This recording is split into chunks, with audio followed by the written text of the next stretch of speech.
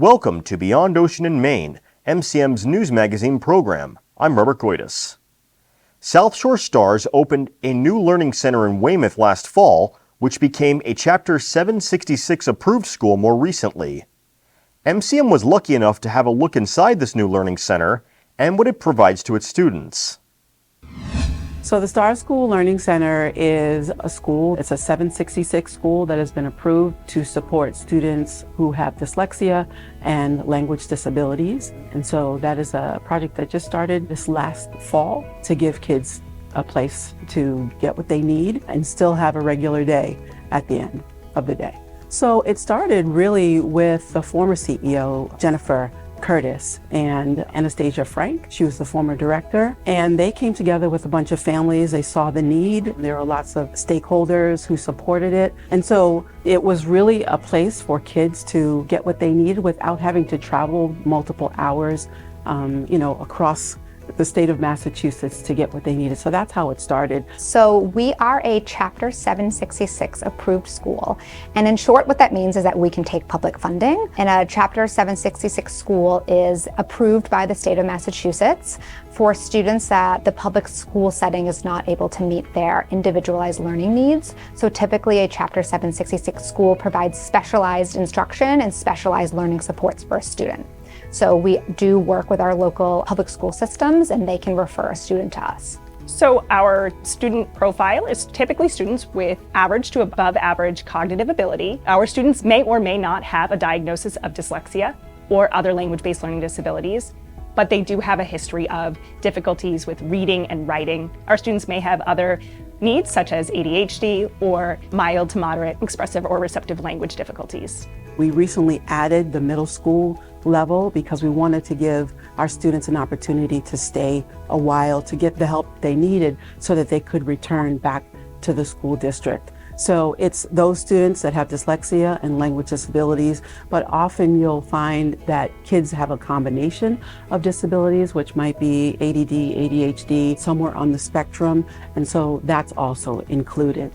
STAR Students offers an individualized approach to learning. When we think about how we support reading and writing, it is always going to be multisensory and structured and systematic, and we're breaking down reading and writing into very concrete steps and that type of learning. So our students have a daily literacy block where they're working on their individual reading and writing goals, but then those strategies and the same language is then embedded across the board into ELA, but it's also embedded into social studies and science, and it goes with them throughout the day. It's a greater learning ability, but it also helps them not have to juggle so many aspects where they're learning something that's specific to their profile in one part of their day, and then they're heading into a different teaching methodologies. It's all embedded throughout. So when they're here from 8:30 to 3:30, everything is embedded within. So we are an Orton-Gillingham-based school. Orton-Gillingham is a methodology of teaching literacy.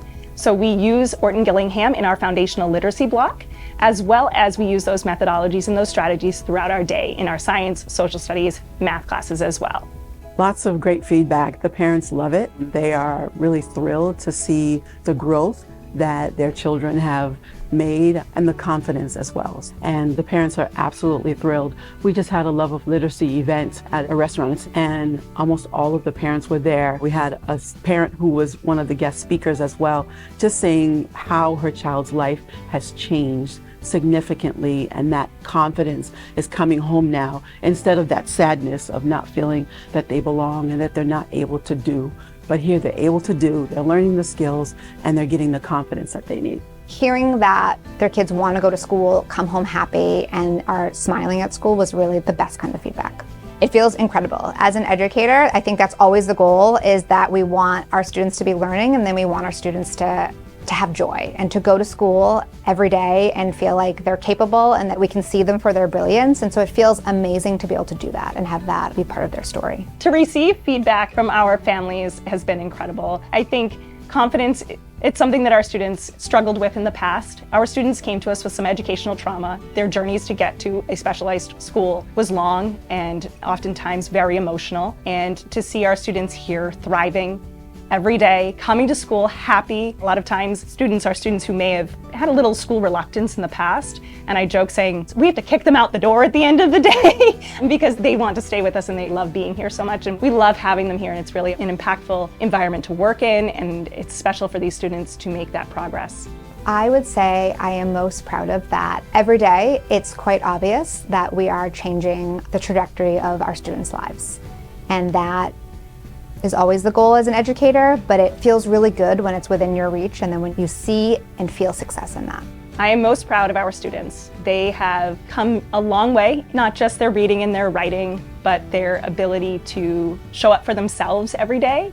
They know exactly who they are now, they know how their brains work, and they own it. And they're proud of themselves, and they overcome a lot of challenges that in the past they may have shut down with, and now they seek the challenge and they take it on, which is really fun to watch.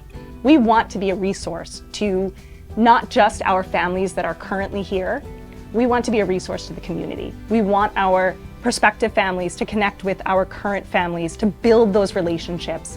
And we see our current families connect with those prospective families in the broader community. And it really brings this level of support that is very powerful. And that's what I want for this community, is I want those connections to continue beyond our reading and writing here in our building. We want to see that broader community base.